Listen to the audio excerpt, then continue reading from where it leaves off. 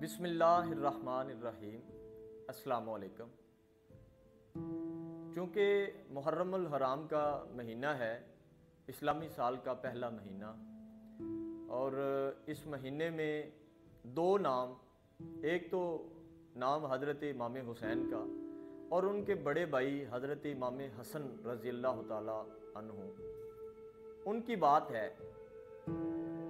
हज़रत इमाम हसन एक दफ़ा दस्तरखान पर बैठे थे खाना खाने के लिए, और ये उनकी बात बताने का मेरा मकसद ये है कि इस महीने के एतबार से भी और वैसे भी माशाल्लाह इस आले पाक की एक जो फजीलत है, उनके काम है, उन्हीं को हम उनके नक्शे कदम पर चलते हुए इंशाल्लाह ज़िंदगी गुजारेंगे तो हमारी ज़िंदगी और आखरत, दोनों दुनिया और आखरत कामयाबी मिलेगी।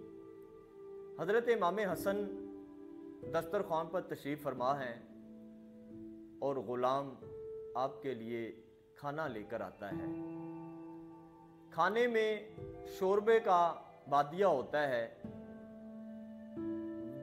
जो कि ग़ुलाम जब लेकर आ रहा होता है तो वो लड़खड़ा कर गिर जाता है और वो शोरबा आपके कपड़ों पर गिर जाता है।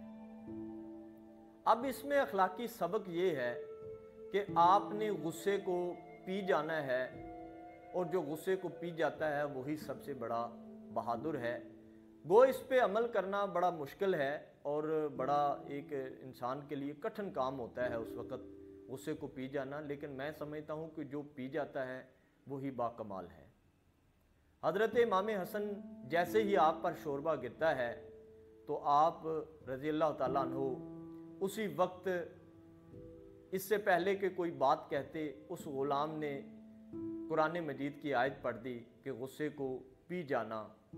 आप रज़ियल्लाहु ताला अन्हु फरमाते हैं हज़रत इमाम हसन के मैंने गुस्से को पी लिया, और उसके बाद अगली आयत वो पढ़ता है जिसमें आप फरमाते हैं कि मैंने आपको माफ़ कर दिया, और आखिर में कि जो गुस्सा पी गया, जिसने माफ़ कर दिया दूसरे को, अल्लाह पाक ने उसको माफ़ कर दिया।